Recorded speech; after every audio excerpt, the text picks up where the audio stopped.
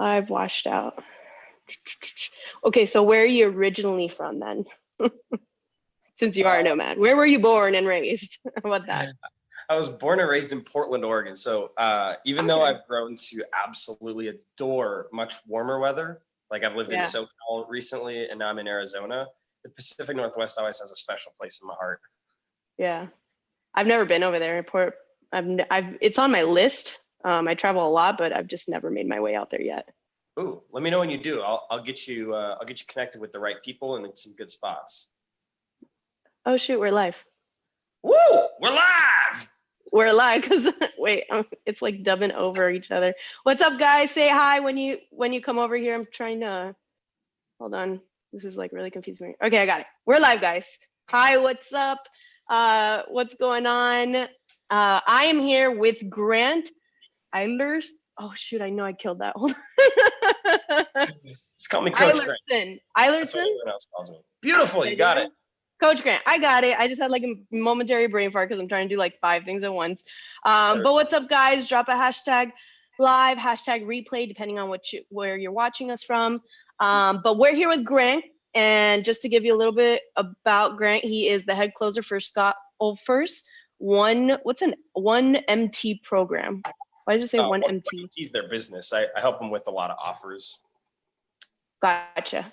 And so your main focus is sales and helping people with their growth. And we talked a little bit about mindset. So why don't we start off by you giving a little bit of a background about yourself, how you got started, how you got to where you're at. I feel like when we talk about people's past, whoever's watching can usually relate or have some kind of association that helps get a little bit more in there with the audience while they start popping on. Cool.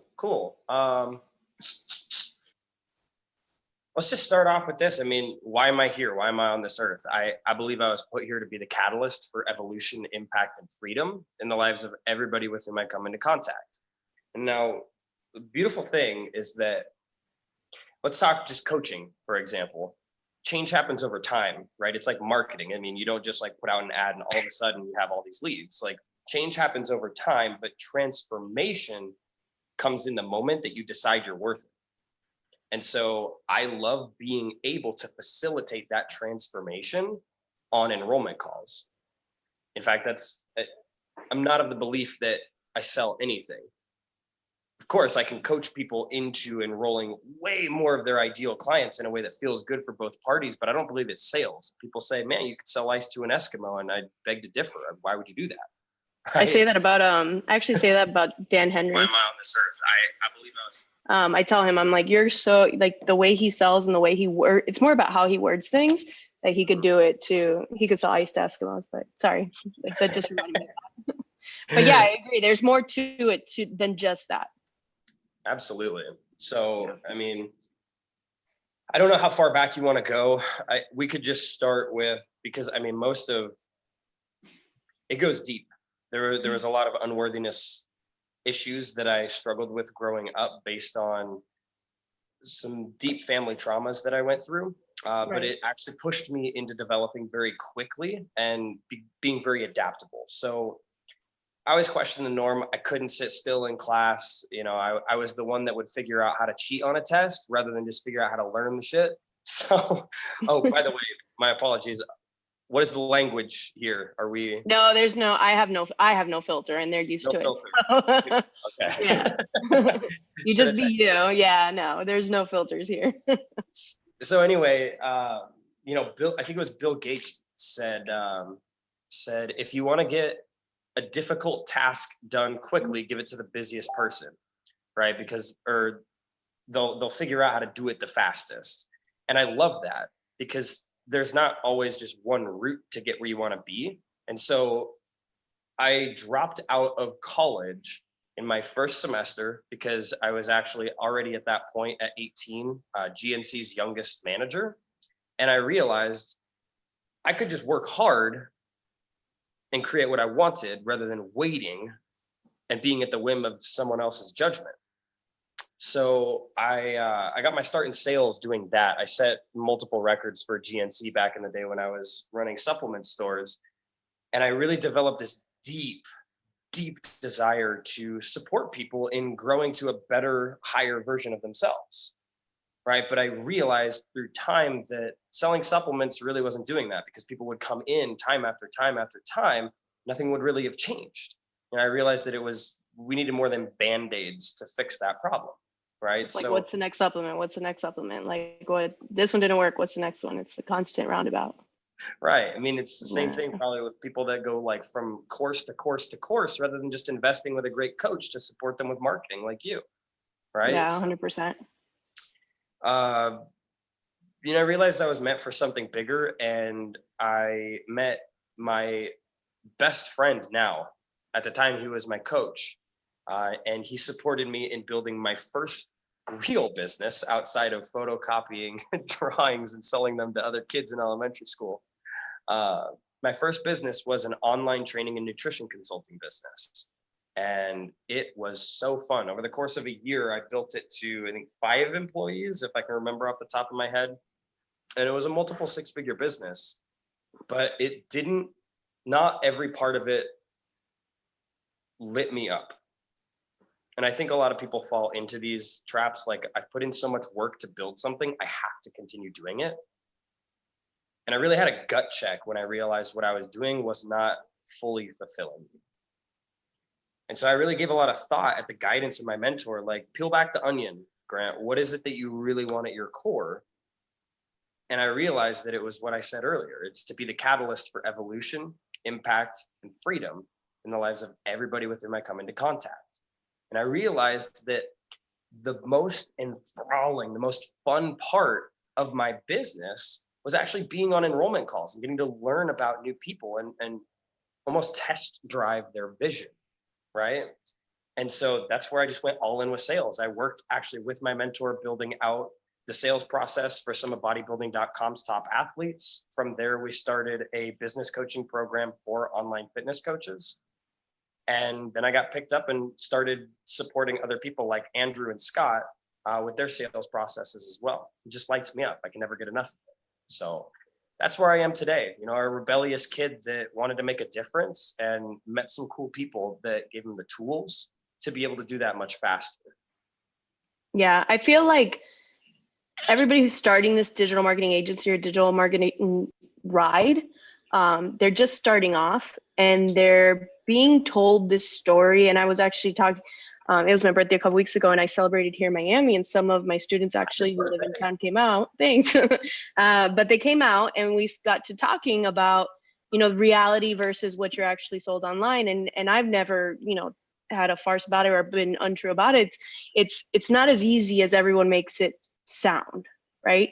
It's not where, you get these clients and they're always going to be there and they're always going to be happy and they're always going to be amazing and you're always going to get results.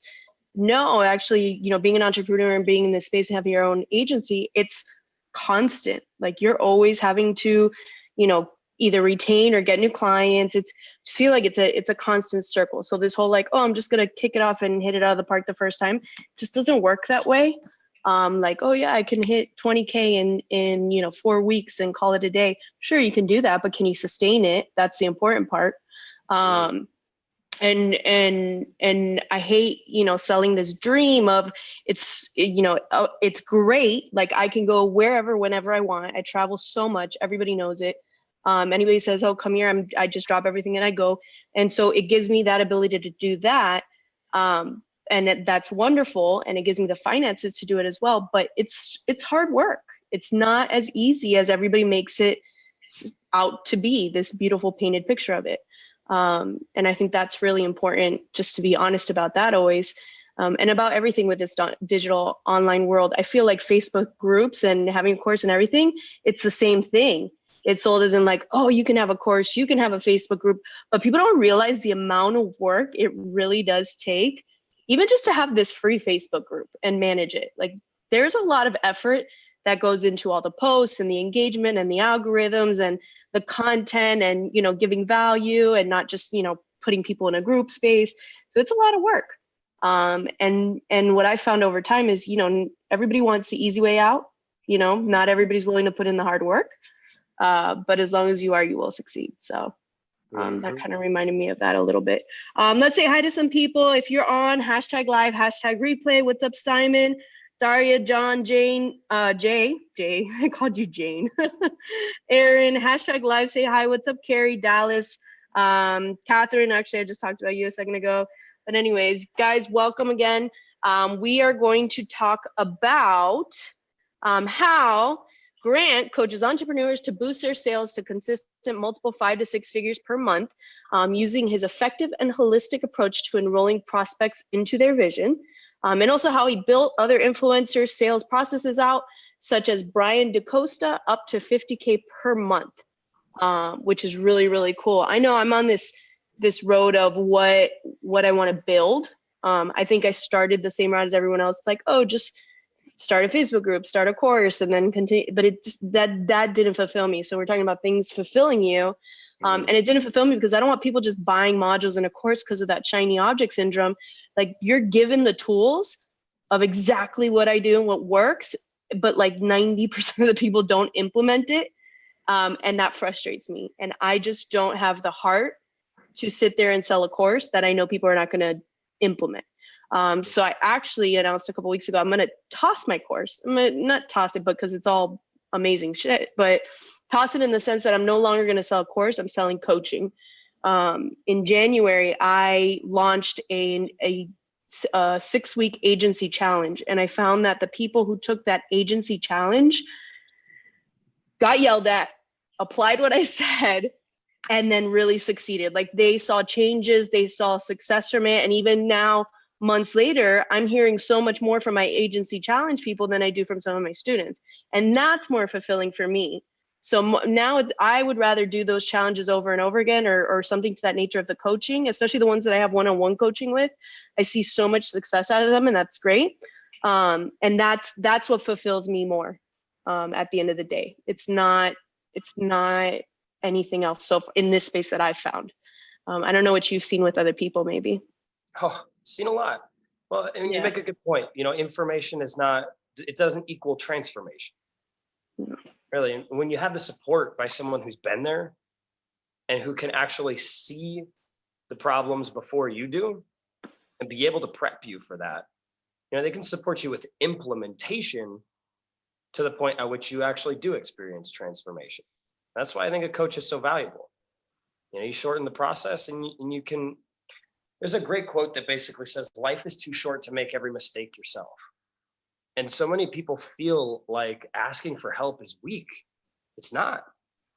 It's smart. You got 3 currencies out there. You got time, money, and attention. And if you're not willing to buy more time, you're going to use that time up. And that's the only non-renewable resource. So that's I mean, it's a scary thing. I'm extremely in touch with that. I got up at 3:30 this morning to do a sunrise hike because life is now. Oh, right? God, I can't wake up at 3:30 in the morning. Congrats, because that's just like, if I haven't had my coffee by 10, I'm like dying. So maybe I'll catch the sunset. There you go. It's living in the moment, but it's interesting. The reason I bring that up is because when you can find passion, when you can find certainty, conviction, clarity, courage, like vital ways of being for sales calls, right? In order to be a successful enroller, when you can find those in other areas of your life and embrace them on a regular basis, then it dramatically improves your ability to enroll clients. And I'd love to get into that because it's typically not what you're doing, but it's who you're being that becomes magnetic and allows you to create the results you want, right? Everyone's probably familiar with, actually, it's starting to become more mainstream, so that's great. But everybody thinks once I have the things that I want, or actually they think once I do the things to have what I want, then I'll be happy. When in reality, it's you get to be the person in order to do the things so that you can have what you want. It's be, do, have. And you got to be the right person. It's how you're showing up. And that's why some people will do the exact same amount of work, but get half the results. Trust me, I don't want to be that person. No. And I agree. I mean, you have to, just because you get what you think you want doesn't mean you're going to be happy, or like how they say the grass isn't always greener on the other side. And you have to keep that in mind. So some people ask me, they always ask me, oh, when you were young, what did you want to be when you grew up? And I'm like, oh, if I had a choice, honestly, I would have been a lawyer. This whole marketing thing just kind of hit me in the face at 19 years old, where I was given a director of marketing job for 17 properties for a movie theater across South Florida. And then it just like rolled with like award-winning stuff and then bigger $6 million concerts. And it continued to just like spiraled out of my hands because I like challenges and winning, but that wasn't like my passion. So the reason why I keep doing this is because it allows me to do what I'm passionate about. And it allows me to do a lot of charity work. It allows me to travel the world. It allows me to pick up and go to Australia for 2 months and visit my family if I want to. So it's not that I'm passionate about this. I'm really good at it, is what I tell people. But it allows me to do what I'm passionate about, because the 9-to-5 wouldn't allow me to do all those things. So yeah, that's cool. Life without passion or work without passion is not going to sustain. And I really believe in that. Not at all. Success without fulfillment is the ultimate failure. That's Tony Robbins, right? I mean, we all know that. You said something though about people always think the grass is greener on the other side. I met a really smart person once that rocked my world when she said, no, that's bullshit. The grass is green where you water it. Yeah. And it hit me like a ton of bricks just to realize like, oh, wow, it's true. What you focus on expands. Yeah. You get what you think about, whether you want it or not. Yeah. You get what you put into it. So. Yeah. All right. So how can we bring some value to these people? What are some challenges that you notice come up for your community around enrollment that we can actually just like nip in the bud? Yeah, guys, if you have any challenges about anything that we've spoken about, or when you specify enrollment, because I think they use different types of terminology for enrollment. So why don't you specify that a little bit more? Enrollment. About enrollment. Yeah, enrollment for me is creating a space in which another human can dream, decide, and dedicate themselves to a bigger picture vision for themselves. Meaning, I'm not selling anything. I never show up to an interaction saying, all right, I'm gonna do what I can to put you into a trap so that you buy this thing. I'm gonna trust that my marketing is on point, right? And I'm bringing in qualified leads who are interested in what I have to do. And my job is really just to create a space in which this person can feel safe to really dream about something bigger than what they're currently experiencing. Decide that it's time to make a decision, right? To cut off all other options and then dedicate themselves. Because like you said before, it's not overnight. Change happens over time. You have to be dedicated and continue to put in the work until the momentum kicks in. So that for me is enrollment. Most people might just view it still as sales, but by the end of this video, hopefully we can shift that perception. I find it's extremely beneficial to view enrollment as a win-win opportunity in which you are providing clarity to this person that they may never have had in their life up till now. Yeah, I feel like that's one of the biggest challenges, which is more what I call, client acquisition, I think is the term that they might use a little bit more, and the closing of that client. But I do like the term enrollment a lot better. I actually teach a pitch without pitching method because yes, life is sales. When we talk it's sales, but I don't believe in being that like shark car salesman, like, please I'm going to beg you for my services. It's my method is reverse in that I have, these forms and everything I go through, but I provide tons of value and education that by the end of the calls, they're just like, okay, how can I work with you? And those relationships I feel are better and easier to enroll or get, everything started, or people on that train of seeing how they can better their business or whatever it is they're doing, whatever. So me, it's about educating people. Is that kind of what's the avenue that you take people on to help them with enrollment, or that you teach helps with enrollment? It's, for me, it really is being a genuine human. It's being present. It's creating a safe environment for someone to be honest with themselves and somebody else. It's being compassionate, but also giving them the courage to do something that they may never have done on their own. Because why do we do sales calls for high ticket programs, or I mean a high ticket service, anything like that? Why not just have it for sale somewhere and we see it, right? Well, a huge component behind that is because a lot of people won't buy. Their ego will keep them safe. The ego is literally within us to create safety and comfort, not happiness, right? And a lot of times we'll settle for comfort.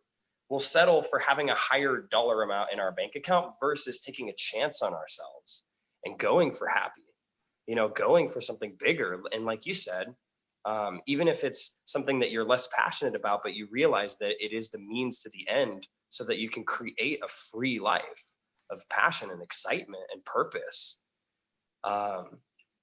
So, for me, it really just is about giving others the opportunity to live a better life. And I'm not here to make anybody do anything. There's, of course, really effective ways to enroll people when you've determined that their best course of action for them to get what they want out of life is to move forward with you. You take a powerful stand for them, right? And there's absolutely skills that you need to learn so that you can do that effectively. But that's not how you go into a call even. In fact, a part of my pre-call ritual is to put my hand over my heart and say, it is my intention to powerfully serve this person, whether they buy from me or not. And in the event that the best course of action for them to get what they want is to move forward with my coaching, I will take a powerful stand for them. In fact, Yeah. I invite you guys to try that on for size. It might not fit like a glove, but it might. Something to think about.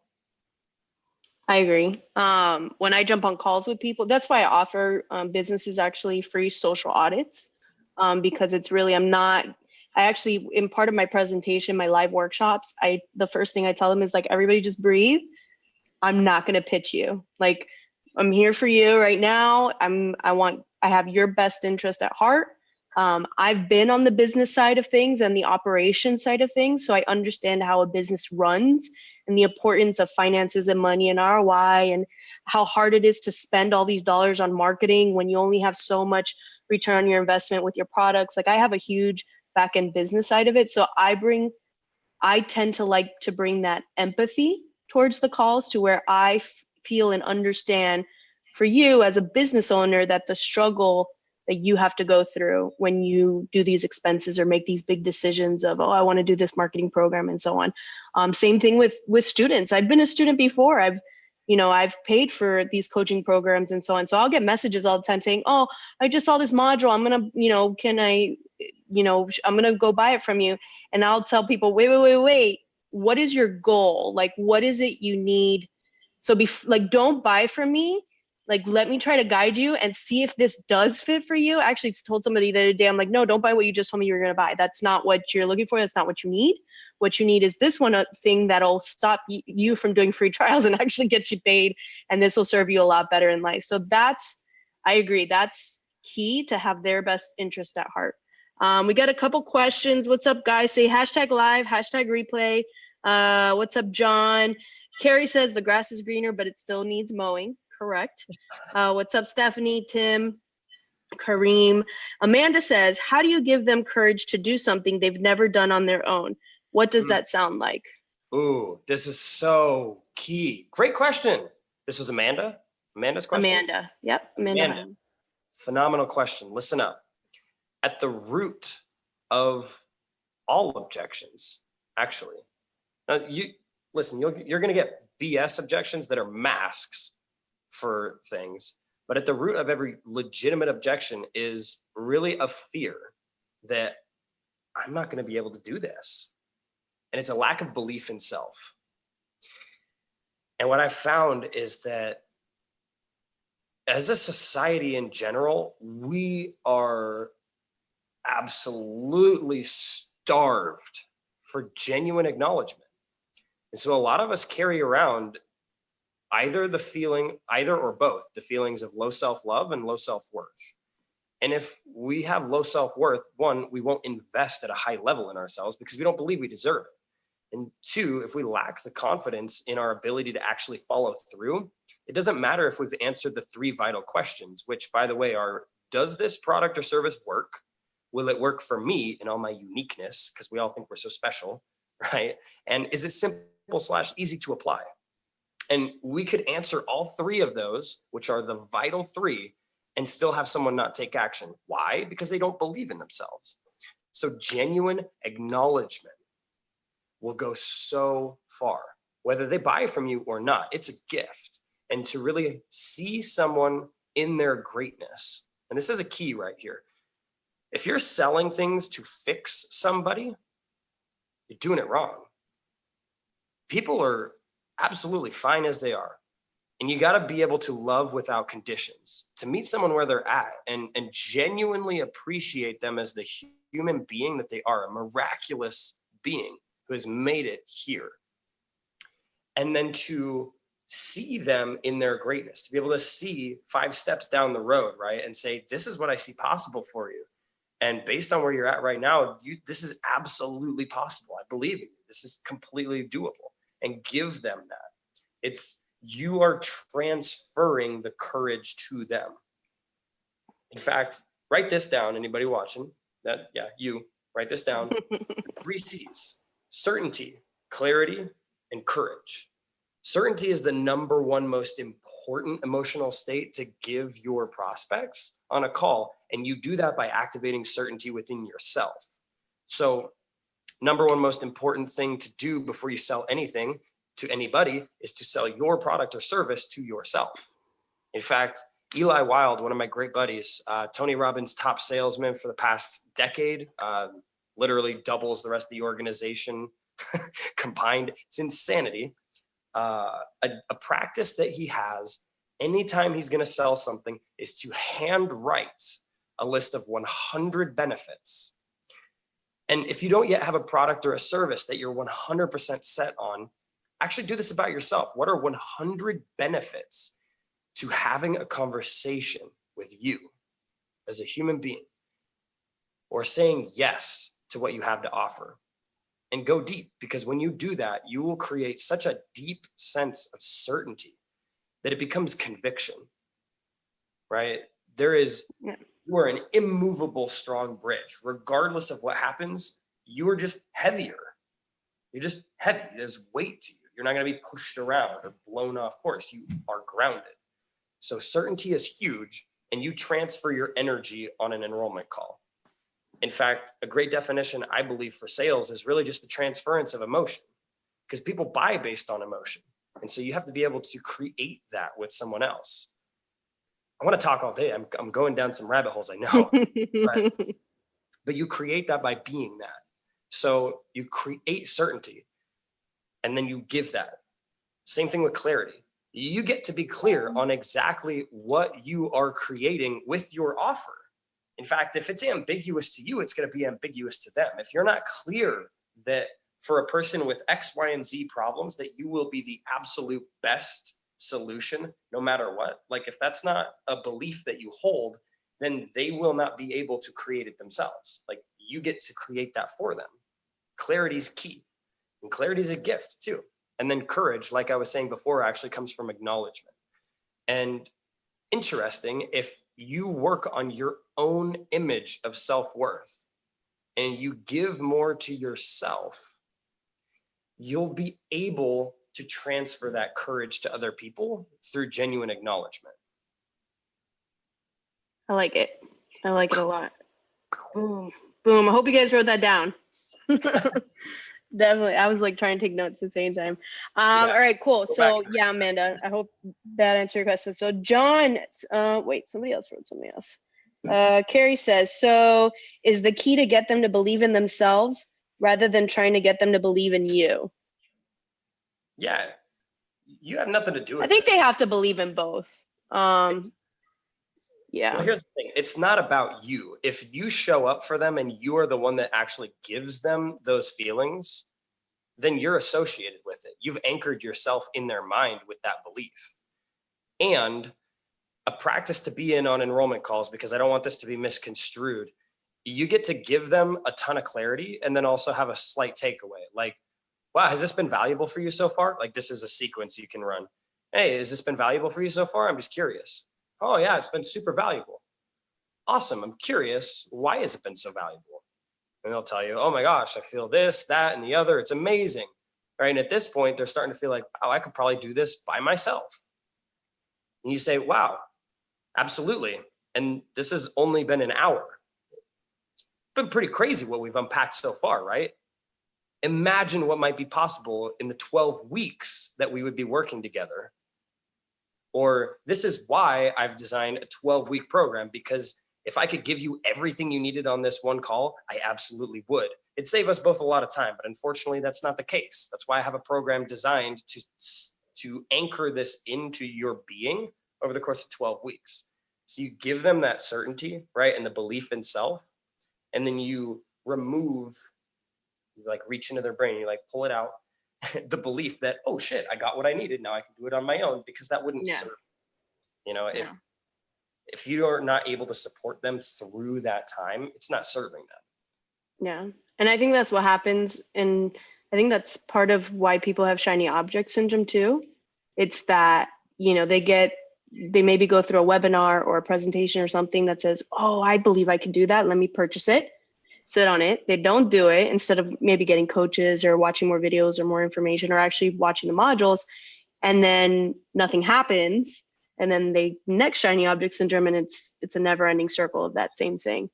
But it's that belief of initially you can do it alone. It's kind of, and also with this course, for example, or this group, you know, obviously I'm like, oh yeah, I can do it, blah, blah, blah, whatever. But until I actually paid Andrew, who's my coach, and said, even though we're friends, I'm like, here, I'm paying you, you're going to help me grow this, do this, like I always had that, oh, I'm going to do it. I can do it. But until then, it didn't, that's when it started to skyrocket. When I had that support system, you know, that we would do so many calls per week or whatever. So I think it's key. It's an important, kind of why we talked about the challenges, how I feel like those are 10 times more important. Same thing goes with your clients. You can, everybody's asking me, I did a workshop a couple months ago for dentists. And I sat there from 9 to 5 and I just taught them marketing and did my audits for them and said, this is incorrect on your website and you need to change this and you need to change that. And so now I see a lot of my students or followers are saying, oh, I want to host workshops, but I'm just going to host a generic workshop and I'm going to teach people how to do marketing. Well, it's great. You could teach them, but they're not going to do it. At the end of the day, like I hosted that workshop, but I kept telling them throughout the day and they knew it. They're like, I'm like, education is key. It's important you have a knowledge of these things that are in the industry right now, but I don't think you're going to go out and do this. And all day I kept saying, you're not going to do this. I'm telling you what a pixel is, but you're not going to do it. I'm telling you what a lookalike audience is, but you're not going to do it. And they're like, yeah, we know. We're not going to do it. So I think it's the same thing. Like, so that's why at the end, they're all like, okay, how do we just hire you to work with you for programs and so on. So, and that's what's key. It's not just that one-time belief, like you said. But anyways, okay. So John says, has Grant ever taken BOLD, BOLD, all caps, I guess that's a program, or been a KW agent? Be do have is, no, I don't know what be do have. What you focus on expands. Decide to cut off all other options. These are all in quotations. Your cells eavesdrops on your thoughts, all within BOLD. I get BOLD is a program. Do you know about BOLD? Starting to wonder if they get most of these from Tony Robbins, John Maxwell, etc. Good stuff. I don't know what BOLD is. Do you know what BOLD is? I have no clue. No, it's all obscene. I'm a quote whore. I read a book a week at minimum. So yeah. There's a lot of good stuff. And I have to catch myself and remember that I should actually like just speak sometimes and not be constantly quoting things. Yeah. It's funny. Just quick side note for you people. No, not for you people, but for you specifically. Stories sell. People love stories. So don't just sit there and tell them this, that, the other information, but wrap them up in it.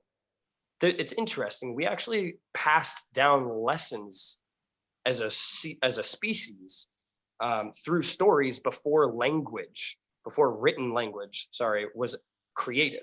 Like before there was an alphabet, we were passing down knowledge generation to generation by stories. So we have a primal urge to like listen to stories. Yeah, I actually like a lot. I forget who the writer is, but Story Brand. Oh, Donald. Yeah, that one. I really like that one. I'm not a big reader. I'll listen to audiobooks now. Like I actually just had the writer and author of Confidence Creator, Heather Monahan, on my live 2 days ago because we were at a branding photo shoot, and I grabbed her for you guys because I had actually already listened to her book a couple months prior, and it was really, really good about building confidence in order to get what you need. And especially her as a woman trying to fight through, the big enterprises and corporations she was working through. But Story Brand, as far as telling stories, I totally agree. And I think that was a really good one. And that's why when people say, oh, I'm just going to put a Facebook ad up, I say, okay, what else are you doing? So the business page will actually stay blank. Like the business won't do anything, the person won't do anything. And I don't believe that just posting on social media will get you instant, fast results. But I do believe, so when I go in with a new client, I say, okay, I'm going to do your Facebook ads, but you need to be posting on your main page. So whether it's Mother's Day and you put a picture of your staff, I even give them like a list of ideas of what to do monthly, because they have to tell their story as well. They have to get the customer to relate to them. And that's why I think especially on Instagram, stories are huge right now. So if you notice, people are posting products or services or clothes or whatever, but where you really start to relate to people or make buying decisions is through the stories. Actually, somebody just wrote, I really like the cookbook you have in the background, not the Peru. I think Catherine, you were talking about the Peru one, but this one right next door, the keto meal prep, I've seen his Instagram, but I watch his stories, and I'm not a keto person, but the way I just eat is like gluten-free, paleo. It's like a mixture of all my own way it works. But I love his recipes and the stories that he tells online, that I bought this book for myself and for Aubrey, the keto biohacker group girl as well. But I made a buying decision based on the stories, 2 buying decisions based on stories, and it's hearing his story and how the wife takes the pictures and seeing them cook those recipes every time. And it was great. But that, I know I just went on tangent about stories too. I'm going to go on a quick tangent, actually, and tell a little story. So being out here in Phoenix, Arizona, I'm traveling around. Of course, I don't know if it was on air here, but we were talking, I don't have a base location. I just live in Airbnbs and I'm constantly around. So I'm always exploring. And I went to this bar that was actually, it's called Undertow. Super cool. It's downstairs, almost in a basement, but it looks like the inside of a pirate ship. Oh my God, cool. Porthole wall, like portholes, and there's a screen behind them. It looks like you're going through the water. It mimics a lightning thunderstorm, and it's so cool. The environment is awesome, and their menu is interesting. When you open it up, it's not like, Moscow Mule, $12. Every page is a story in itself, and the drink is a component of the story. Yeah. And mind you, these drinks are over double the price of a normal cocktail. I mean, I think I was paying like $22 a drink. Like, it was ridiculous. Holy hell. Compared to, what you might normally do. Yeah. But stories are enthralling. And another example of this, Mitch Miller, if you don't know him, he's a master organic copywriter. And he actually just held a seminar in which they discussed the results of a really cool test that they did, where they would take $1 items. These items only cost $1, and they would put them on eBay so that they could be bid upon. And each one had a story written about it. Just completely random things, but it was a story written about it. And then they tested what sold best. And they found, this will actually be really supportive for people. The top 2, actually, I think it was the top 3. The top 3 genres of stories that will sell the most are sex, tragedy, and then humor. Interesting. But this is what our brains are just wired to want to pay attention. And so they were able, for example, to take just random things. I think one was a coin, but it had like a quarter or something. It had a story written about it, and it made like $15 or something. It was crazy. Right. I wonder if that bar is related to or the same. I went to one in Chicago that was very similar, but it was Mission Impossible. So when you couldn't, you would always pass the bar, the entrance, because it looked like an office.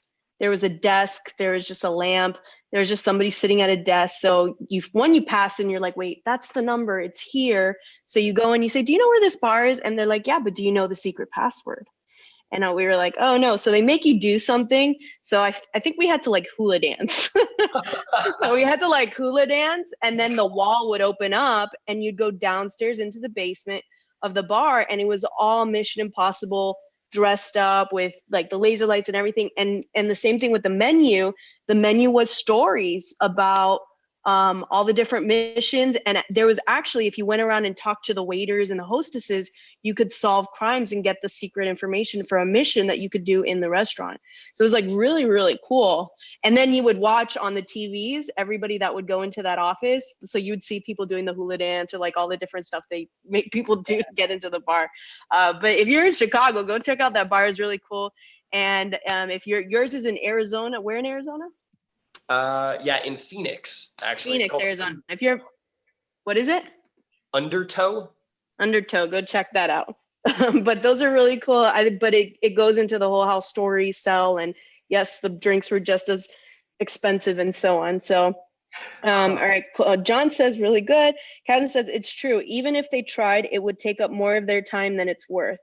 Right. So we were talking about how people believe they can do it at first, or, if you say, did you get anything out of this? They're going to try, but they're going to, which is kind of why you guys listen to us, right? You come on here just to listen to what we say, hear about our past experiences, what sucked for me or what hasn't, so you can learn and not waste more time, right? John says, don't apologize. It's good stuff that applies to what you're talking about. Was just curious. Oh, he was talking about don't apologize for the quoting. Quoting's good. I'm not a big reader in the sense that like I start to read a book and I fall asleep just because that's how my mind works. That's why I always, when I went to college, and people know I didn't fully graduate just because my career took off, but and I was even in advanced schools and everything, did college and high school, but I hated college. I hated going to class, sitting in a class for an hour, finding parking for like 2 hours and leaving. So I always did online courses because and I think that's why audiobooks resonates with me a little bit better, because I can sit there on a drive and listen to the whole audiobook. So that just works out better for me. So guys, if you got any value out of anything we've said, especially what Grant has shared with you, any last advice or information you want to share with the group that might be of value that they could take away or maybe apply even today or this week in regards to enrollment or belief in themselves? Yeah, be a good person. I agree. Be a good person. So many people get focused on the next sales script or tactic or looping. And they go deep. They want me to teach them like NLP and stuff. And it's like, look, if you can actually just focus on being a good person, creating a win-win in every circumstance, listening, because people desperately want to be heard, and that's a gift in itself, you're going to radically improve your life. And I'll leave it at that. Be a good person. I totally agree with the be a good person. I feel like in life, anytime I've succeeded or good things happen, it's because I've given good back. And you have to have a balance. It's not just taking and, oh, I need to pay the next bill. It's all right. You're going to get that done and you can do that, but you still got to be a good person while you're doing it. Yeah, I totally agree. So if you guys loved it, say thank you, Grant, hashtag. Where can they follow you or check you out online if they want to listen to more? I'm probably tagged on this video. Just click that. Okay, cool.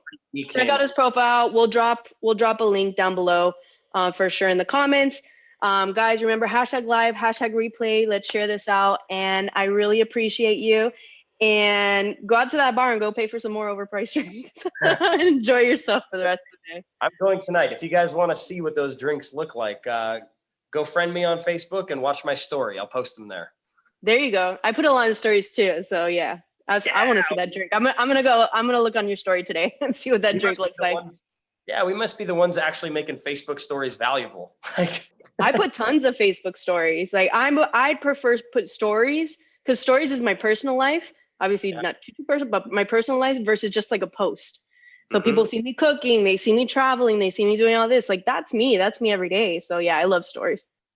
Yes. But I'm gonna look out for that drink. I want to see it. Carrie says thanks. John says thanks. All right. All right. All right. Thank you so much, Grant. I really appreciate it, and see you later. So fun. Take care. Thanks for having me. Bye.